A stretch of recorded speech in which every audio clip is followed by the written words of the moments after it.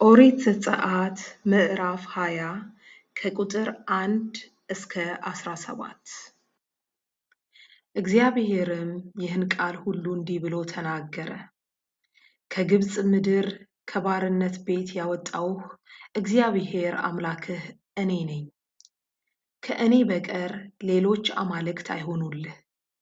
በላይ በሰማይ ካለው በታችም በምድር ካለው ከምድርም በታች በውሃ ካለው ነገር የማንኛቸውንም ምሳሌ የተቀረጸውንም ምስል ለአንተ አታድርግ። አትስገድላቸው፣ አታምልካቸውምም።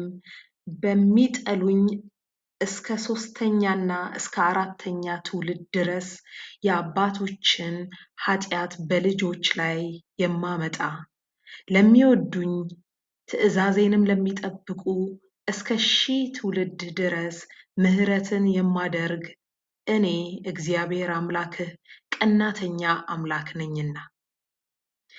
የእግዚአብሔርን የአምላክህን ስም በከንቱ አትጥራ። እግዚአብሔር ስሙን በከንቱ የሚጠራውን ከበደል አያነጻውምና። የሰንበትን ቀን ትቀድሰው ዘንድ አስብ። 6 ቀን ሥራ፣ ተግባርህንም ሁሉ አድርግ። 7ኛው ቀን ግን ለእግዚአብሔር ለአምላክህ ሰንበት ነው።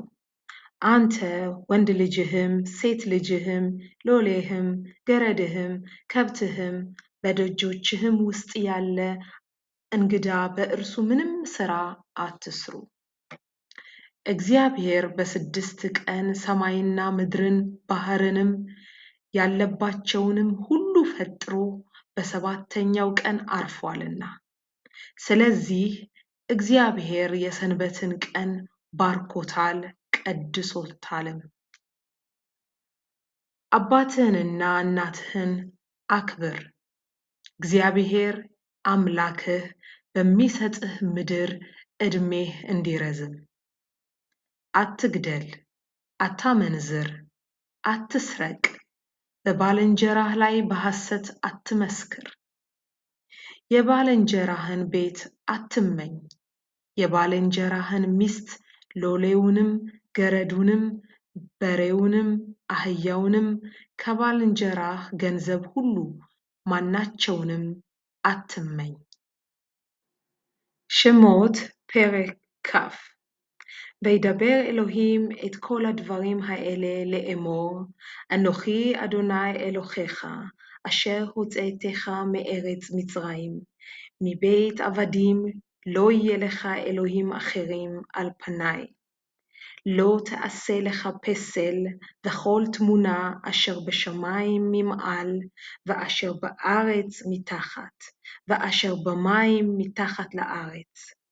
לא תשתחווה להם ולא תעבדם, כי אנוכי אדוני אלוהיך אל קנה, פוקד עוון, אבות על בנים, ועל שילשים ועל רבעים לשונאי.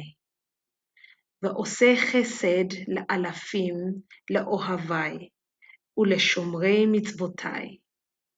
לא תישא את שם אדוני אלוהיך לשווא, כי לא ינקה אדוני את אשר יישא את שמו לשווא. זכור את יום השבת לקודשו. 6 ימים תעבוד ועשית כל מלאכתך, ויום השביעי שבת לאדוני אלוהיך. לא תעשה כל מלאכה אתה ובנך וביתך, עבדיך ואמתך ובהמתך וגרך אשר בשעריך.